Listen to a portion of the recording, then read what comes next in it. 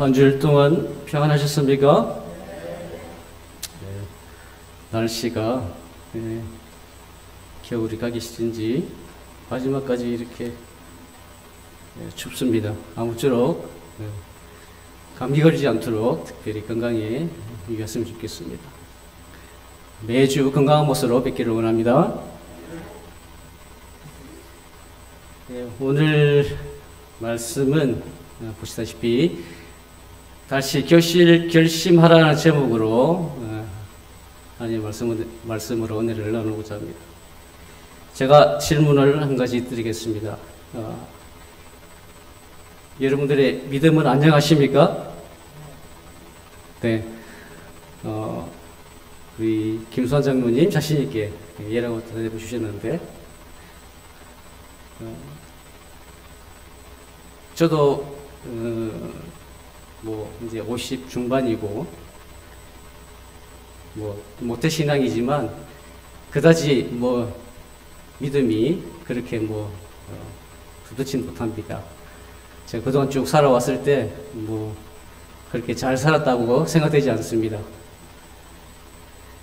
우리가 되돌아보면 짧게는 몇 년, 길게는 또 이렇게 수십 년 동안 믿음 생활을 하고 있지만,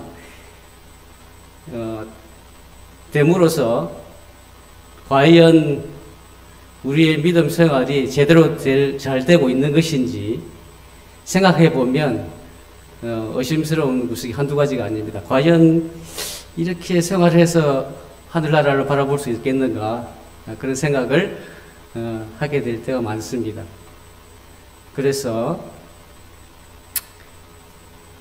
우리가 이 믿음 생활이라는 것이 과연 어떻게 하는 것이 잘하는 것인가, 과연 지금 하고 있는 것이 잘하고 있는 것인지, 아니면 어떻게 해야 되는 것인지 세부적으로 들어가서 우리의 믿음 생활이 제대로 된 믿음 생활을 하려면은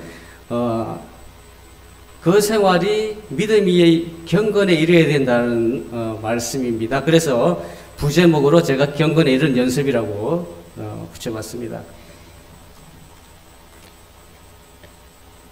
이게 우리의 믿음 생활은 구원과 아주 밀접한 관계가 있죠. 바로 그래서 이 경건의 우리 믿음 생활이 제대로 되지 못하고 있다는 것은, 우리가 이 세상 속에서 살아갈 때에 한두 가지쯤은 세상과 타협해서 이 정도는 괜찮겠지 하고 그렇게 생각할 수 있겠지만, 이 경건에 이르지 못하다고 생각된다는 것은 우리의 믿음 생활이 하나님 사랑을 제대로 이해하지 못했다, 하나님의 사랑을 제대로 실천하지 못하고 있다는 반증이기도 합니다. 그래서 어떻게 하면 경건에 이를 수 있는지 오늘 하나님의 말씀을 통해서 은혜를 나누고자 합니다.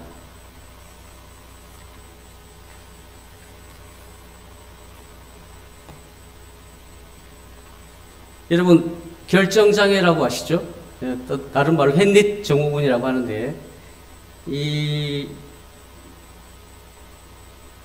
이것은 무엇을 뜻하냐면은 여러 선택 상황에서 결정을 내리지 못하고 타인에게 선택을 맡기는 사람을 말해서 햄릿 증후군이 있다라고 말합니다. 여러분들 중에도 저도 가끔 그런 경우가 있어요. 결정을 쉽게 내리지 못한 경우가 있습니다. 여러분도 있을 줄이라고 생각됩니다. 이 현대사회에서 빠른 개인화, 또 정보의 홍수로 인해 가지고 쉽게 결정을 내리지 못하는 이런 경우가 많습니다. 미국의 한 조사에 따르면은 사람이 하루에 선택을 하는 순간이 있는데 몇 번 하냐 하면 150번을 선택을 한다고 합니다. 아침에 일어나서 잘 때까지 뭘 먹을 것인지, 무슨 옷을 입을 것인지 등등 해서 하루에 150번을 선택을 하게 되는데, 그 중에서 145번을 후회한다고 합니다. 145번을 150번 선택 중에서 145번을 후회하는 선택을 한다고 합니다. 여러분은 어떻습니까? 150번 중에서 과연 올바른 선택이라고 생각되는 선택이 몇 번이나 되신가요? 145번은 안 되겠죠? 예, 통계적으로 보면 그렇다는 것입니다. 145번을 후회한다고 합니다. 선택을, 본인의 선택에 대해서.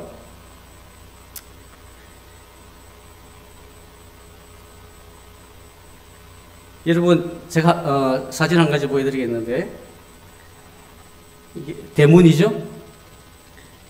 예, 대문입니다. 이게 우리나라는 아니고, 이게 어디냐면은, 예, 유럽입니다. 유럽인데, 여러분들 뭐 가보신 분도 있을지 모르겠습니다만은, 예, 네덜란드입니다. 네덜란드.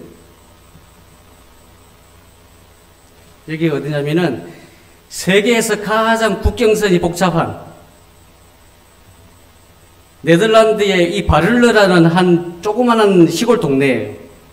근데 요 동네에 여기 밑에 보시면 이게 십자가 모양으로 하얀 선이 보이시죠? 이게 국경선이에요. 이 조그마한 마을에 두 나라가 있습니다.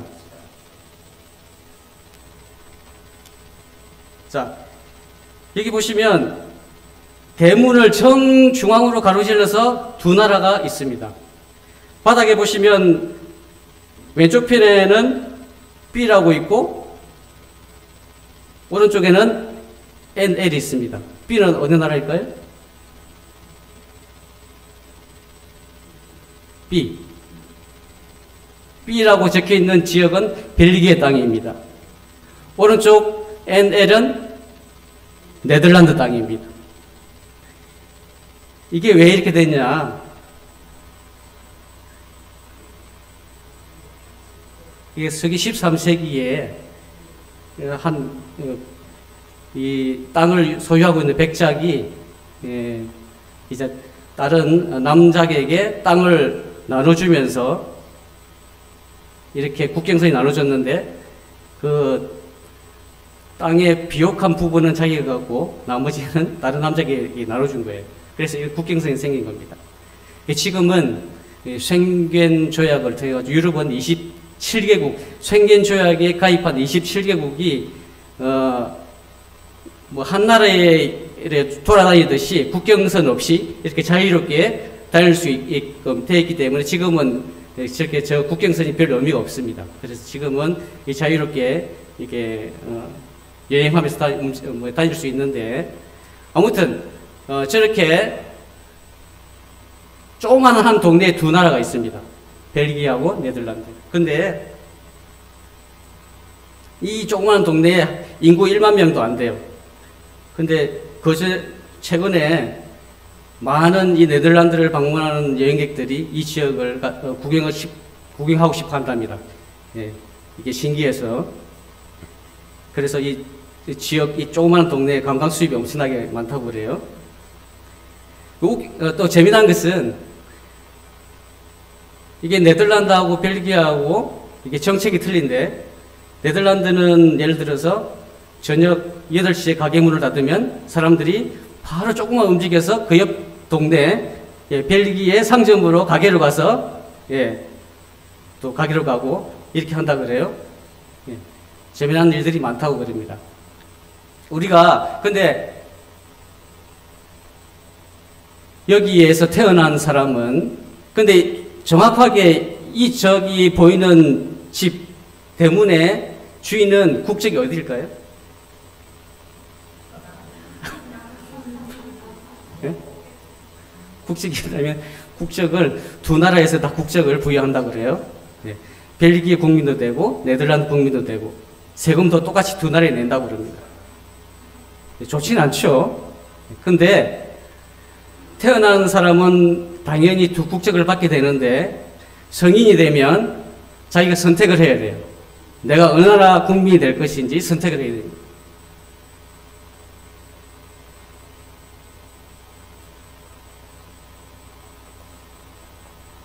이렇게 우리가 살면서 이 선택해야 될 인생에 있어서 선택해야 될 상황들이 되게 많은데, 솔직히 우리 인생이 선택의 연속이잖아요.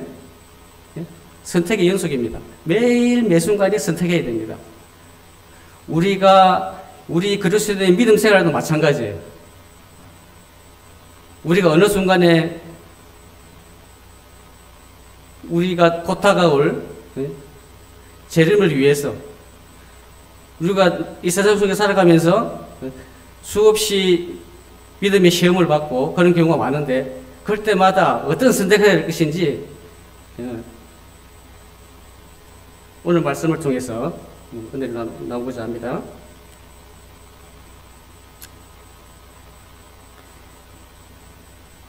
오늘 본문 말씀 다 같이 보겠습니다. 디모데전서 4장 7절에서 8절 말씀 드리겠습니다.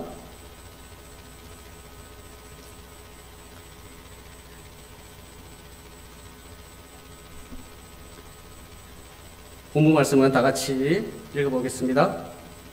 시작. 망령되고 허탄한 신화를 버리고 오직 경건에 이르기를 연습하라. 육체의 연습은 약간의 유익이 있으나 경건은 범사에 유익하니 금생과 내생에 약속이 있느니라. 우리가 연습은 실전을 앞두고 하는 것입니다. 그런데 연습할 때에 어떻게 합니까? 아무래도 실전보다는 부담감이 적겠죠? 우리 운동선수들 연습하는 거 보시면 알 겁니다. 그냥 가볍게 웃으면서 표정도 밝고 이게 천천히 여유있게 몸을 풀면서 하는 모습을 볼 수 있죠. 우리 믿음 생활의 각 부분들도 큰 부담을 가지지 말고 즐거운 마음으로 분명 그런 마음을 하시게 되면 우리 실전에도 큰 도움이 될 거라 생각됩니다. 우리에게 망령되고 허탄한 신화를 버리는 일, 본문 말씀처럼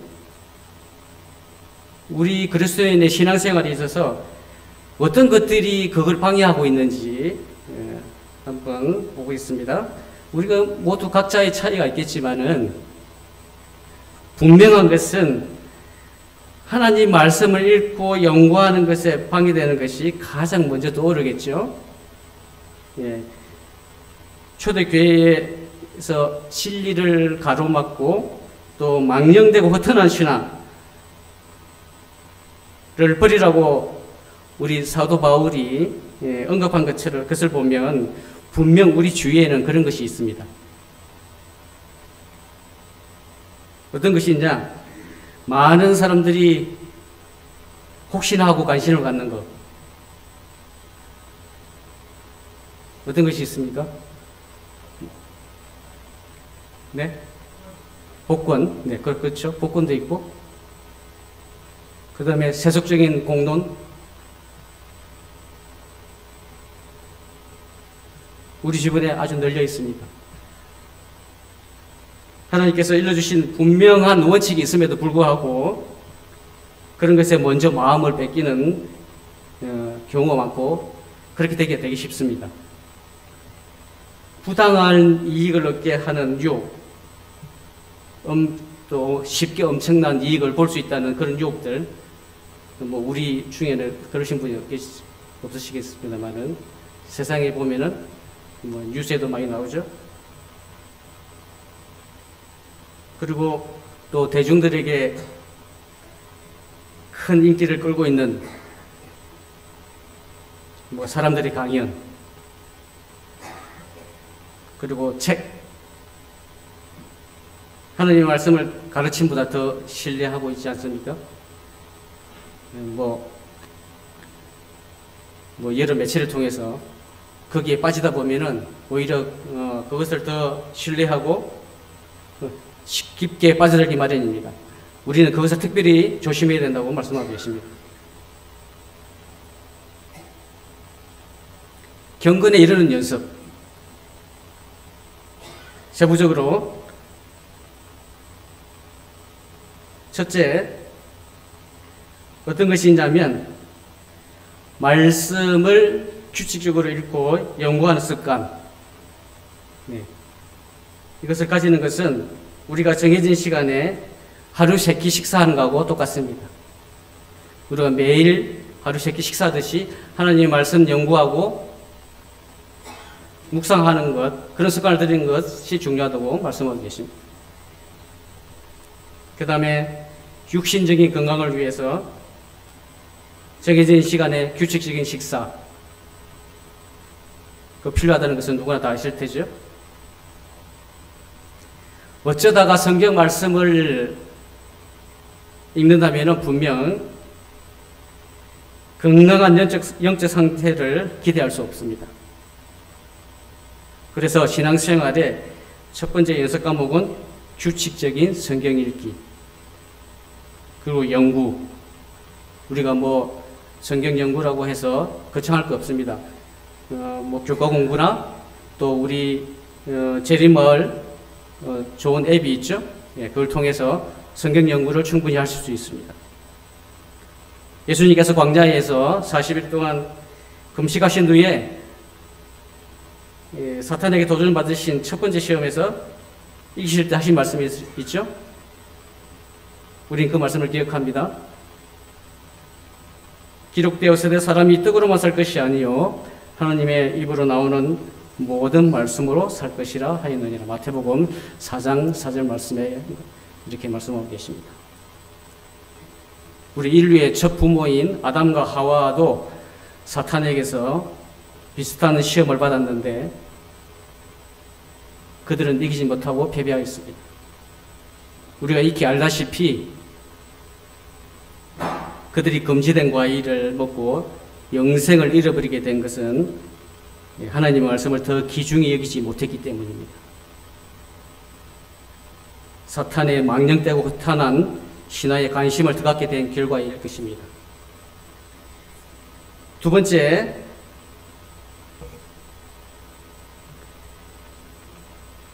경건에 이르는 두 번째 과목은 뭐니 해도 기도 생활입니다.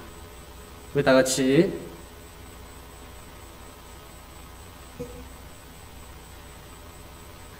디모데전서 4장 5절 다 같이 말씀 봉독해 보겠습니다. 시작. 하나님의 말씀과 기도로 거룩하여 지민이라. 이 말씀과 같이 성경 말씀과 기도는 신앙생활을 하는 데 있어서 신앙생활 강화를 위한 원투펀치입니다. 원투펀치. 가장 중요한 핵심 요소입니다. 이 죄악된 이 땅에서 300년 동안 하나님과 동행한 삶을 살다가 죽음을 맛보지 않고 하늘로 간 사람이 있죠? 누구죠? 네, 에녹. 이 부조와 선지자에 이런 말씀이 있습니다. 그는 주의 뜻을 실행하기 위하여 그것을 더 분명히 알고자 주의 앞에서 기다렸다. 그에게는 기도가 영혼의 호흡 같았으며 그는 바로 하늘 분위기 가운데서 살았다.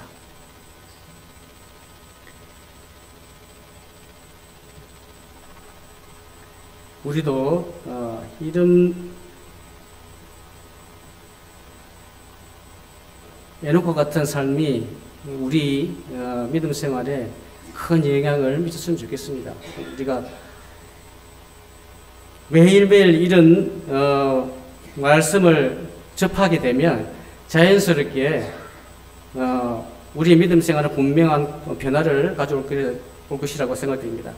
성경과 또 영감의 기록들에는 또 기도 생활의 중요성을 이렇게 언급하고 있습니다. 데살로니가전서 5장 17절에 여러분도 잘 알다시피 쉬지 말고 기도하라. 또 빌레몬서 4장 6, 7절 아무것도 염려하지 말고 오직 모든 일에 기도와 간구로 너희 구할 것을 감사함으로 하나님께 아뢰라. 그리하면 모든 지각이 뛰어난 하나님의 평강이 그리스도 예수 안에서 너희 마음과 생각을 지키시리라. 기도와 간구, 기도. 계속해서 기도를 강조하고 계신데요. 기도야말로 우리 믿음 생활에 있어서 제일 첫 번째, 제일 귀중하게 여겨야 될 요소 중에 하나라고 생각됩니다. 기도에 대해서 복음교역자에 이렇게 말씀하고 계십니다. 기도는 영혼의 호흡이며 영적 힘을 얻는 비결이다. 이외에 어떠한 은사라도 기도를 대신하지 못하며 영혼의 건강을 유지하게 하지 못한다. 기도는 사람의 마음을 생명의 샘이신 그리스도와 접촉하게 하며 영적 경험을 더욱 튼튼하게 한다. 기도를 게을리하거나 또 형편을 따라 기도를 가끔 중단하였다 계속하였다 하면 하나님께 대한 믿음을 잃게 한다. 그리고 영적 기능이 마비되며 영적 경험은 원기를 잃고 허약해진다. 그렇게 생각하십니까? 네, 저도 기도를 이렇게 하다가 멈췄다가 또 다시 하게 되면 지금 말씀하신 것처럼 그런 경험을 하게 됩니다. 분명 그 말씀은 사실입니다. 우리가 그래서 끊임없이 쉬지 말고 기도하라 그런 말씀을 하시는 것은 다 이유가 있습니다. 우리가 모르긴 몰라도 우리가 하나님을 알고 그리스도를 믿는 이상 기도 생활을 끊는다는 것은 우리가 상상할 수 없듯이 끊임없이 기도하라는 말씀 꼭 기억했으면 좋겠습니다.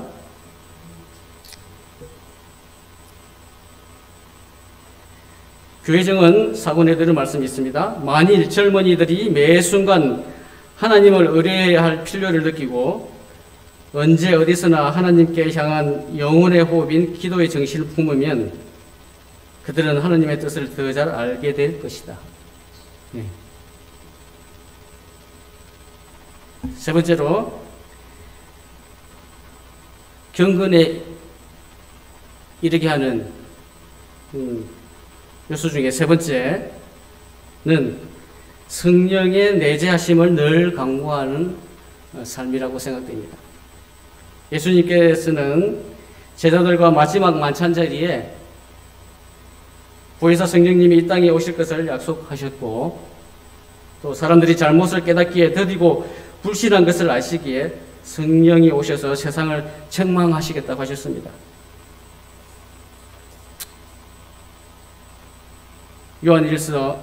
요한복음 16장 7절 8절 말씀에 이런 말씀이 있습니다.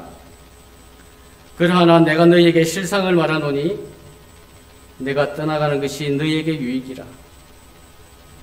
내가 떠나가지 아니하면 보혜사가 너희에게로 오시지 아니할 것이요 가면 내가 그를 너희에게로 보내리니. 8절 말씀. 그가 와서 죄에 대하여 의에 대하여 심판에 대하여 세상을 책망하시리라.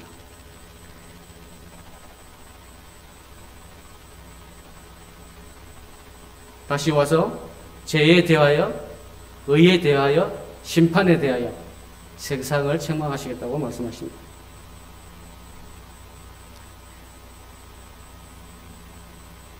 목사에게 보내는 거면 보시면 실제적인 신앙은 어느 곳에서나 성령의 향기를 호흡하는 것이다. 그 향기는 생명으로조차 생명에 이르게 하는 향기다. 화인여서 편지에 이런 말씀이 있고요. 또 목사에게 보내는 권면에 모든 영혼이 필수적인 성령의 호흡을 위해 기도하지 않는 것은 서글픈 일이다. 왜냐하면 성령께서 우리에게 호흡을 불어넣으시지 않는다면 우리는 죽을 것이기 때문이다. 기도하지 않는 것은 서글픈 일이다. 우리는 죽을 것이기 때문이다. 여러분들 그냥 지금 제가 이렇게 여러분들에게 말씀드리고 있지만 여러분들 심각하게 받아들여야 할 일입니다. 이게 말씀입니다. 기도하지 않으면 우리는 죽을 것이기 때문이다. 그만큼 기도는 하나님과 우리와의 연결고리이고 기도를 통해서 우리가 이루고자 하는 하나님 나라를 바라볼 수 있기 때문인 것이죠. 네 번째로 경건에 이르는 일 중에서 우리가 할 수 있는 일이 어떻게 하면 경건에 이를 수 있는지 우리가 실제적으로 제일 쉽게 할 수 있는 일, 선교 봉사에 참여하는 일. 뭐 다른 일도 여러분들 뭐 기도하는 일도 어렵지 않습니다만은 선교 봉사에 참여하는 일을 통해서 우리의 믿음의 경건에 이를 수 있다고 말씀하고 계십니다. 선교 봉사에 참여하는 것은 앞에 언급했듯이 뭐 규칙적인 말씀 연구, 그리고 기도 생활, 그리고 성경 내재 강구, 이런 것들을 더욱 철저히 하게 도와주는 일입니다. 하나님께서 약속하신 것을 이루시는 경험을 하게 합니다. 무엇이요? 선교 봉사에 참여하는 것이 어떠한 모양이라도 또 아주 작은 일이라도 선교를 위한 활동을 우리는 해야 합니다. 뭐 예를 들어서 이웃 주민과 친밀한 관계를 맺는 것, 상대방이 신뢰심을 갖도록 행동하며 말하는 것, 그리고 교회 행사에 부담없이 초청하는 것, 또 어떤 사람한테는 복음을 상세히 설명하는 것, 이 모든 것이 선교 봉사에 참여하는 일이겠죠. 제가 특별히 드리고 싶은 말씀은 우리 사랑하는 음악중앙교회 성도님들께서는 뭐 우리가 서로 뭐 사람 생각이 다 같지가 않겠죠. 서로를 비판할 수도 있고 그렇지만은 우리는 남을 비판한다는 것은 나 자신도 비판의 대상이 될 수 있다는 것입니다. 그래서 우리가 적어도 우리는 서로 간에 남을 비판하기보다 그 대상을 대해서 그 사람을 위해서 기도해주고 또 오히려 사랑한다고 얘기해주고, 그렇게 하면은 우리가 모르는 사이에 우리의 믿음은 분명히 성장이 있을 것이고 또 우리의 믿음의 경건에 분명히 조금 더 가까이 다가질 것이라고 믿습니다. 우리가 비록 그것을 느끼지 못하겠지만은 분명히 하나님께서는 그렇게 해주실 것이라고 믿습니다. 뭐 이 자리에 서서 설교를 잘하고 이것이 중요한 것이 아닙니다. 하나님을 알고 하나님의 사랑을 내 이웃에게 보여주고 하나님의 사랑을 실천하는 것이 더욱더 중요한 것입니다.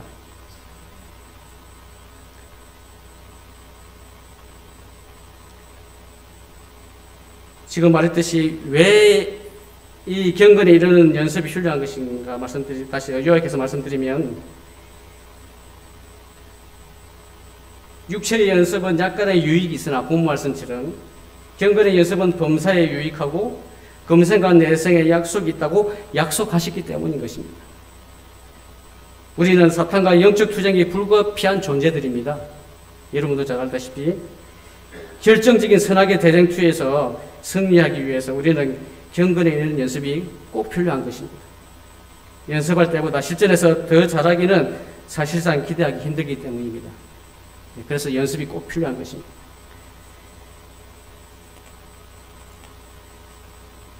마지막으로 제가 이 말씀만 드리고 말씀을 드리겠습니다.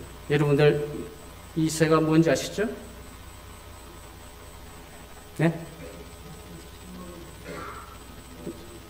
뭐 그냥 크게 뭐 구체적인 새 종류를 말씀 안 하셔도 독수리죠, 독수리.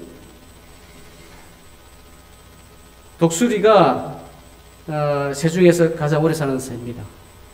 약 한 70년 산다 그래요.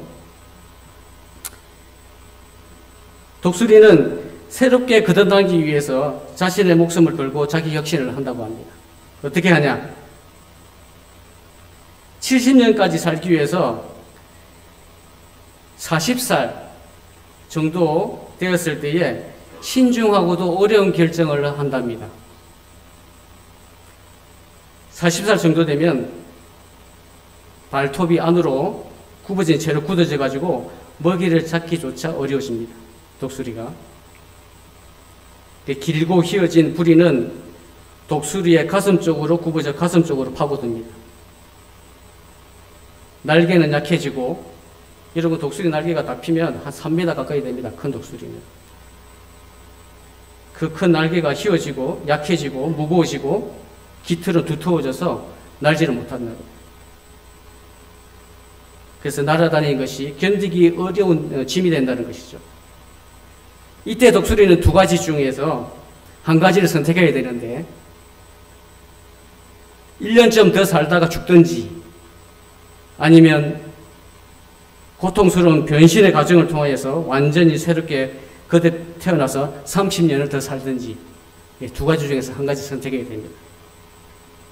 그래서 이 두 가지 중에 한 가지를 결단한 독수리는 후자를 선택한 독수리는 황골 탈퇴를 하기 위해서 아주 긴 150일 동안 고통의 날들을 보내게 됩니다. 산꼭대기에 올라가서 절벽 끝에 둥지를 틀고 전혀 날지 않고 둥지에 머물며 있으면서 자신의 부리가 없어질 때까지 바위에 대고 치고 어깨고 또 자신의 부리를 뽑습니다. 새로운 부리가 날 때까지 오랜 시간을 기다린 후에 그 자리에 날카로운 새 부리가 돋아나면 그 부리를 가지고 발톱을 하나하나 뽑아낸다고 그럽니다. 새로운 발톱이 다 자라나면 이제는 낡은 깃털을 뽑아냅니다. 40세가 되면은 새로운 부리, 새로운 발톱, 새로운 깃털, 예전의 것은 전혀 찾아볼 수 없고, 이 거듭남이라는 것이 이런 큰 고통이 따르기 때문에, 그래서 독수리는 시기와 때를 압니다. 바위에 앉아서 이 고통스러운 시간이 지나가고 따뜻한 기류가 올 때까지 기다립니다. 이렇게 5개월이 지나면은 독수리의 새로운 비행이 시작되며 새로운 생명 30년을 연장할 수 있습니다. 이런 고통을 이겨낸 독수리는 지난 40년보다 더 원숙된 모습으로 새로운 부리, 새로운 발톱, 새로운 날개로 새로운 삶을 살아가게 되는 것입니다. 그 고통은 새로운 삶을 살기 위해서 기쁜 마음으로 기꺼이 할 수 있는 가치 있는 일이 되는 것입니다. 우리에게도 독수리의 창조적 파괴가 필요합니다. 우리가 영원한 생명을 얻을 수 있다면은 독수리처럼 하지 못할 이유도 없지 않습니까? 이게 나의 새로운 삶이란 누가 그냥 주는 것이 아니고 나 자신이 스스로 노력하는 과정에서 나오는 것입니다. 지금까지 살아온 대로 나머지 인생을 살 것인지 아니면 독수리의 창조적 변화처럼 나를 변화시켜서 새로운 삶을 살 것인지 선택해야 합니다. 독수리의 새로운 비행을 꿈꾸듯 새로운 삶을 위해서는 고정관념의 부리와 발톱 그리고 날개를 가감히 벗어버려야 됩니다. 내가 내 자신에 갇혀서 헤어나지 못한 것들, 내가 계획한 것들을 실천하지 못하는 것들, 그리고 오랜 습관으로 인해 고정관념이 되어버린 것들, 이런 것들 이제는 새로운 비행 날개짓을 위해서 하나하나 털어버리고 우리가 새로운 것들에게로 다가가야 하는 것입니다. 기회는 누구나 주어지지만 자신을 변화시키고 노력하는 자만이 그 기회를 잡을 수 있다는 것을 꼭 기억하시기 바랍니다.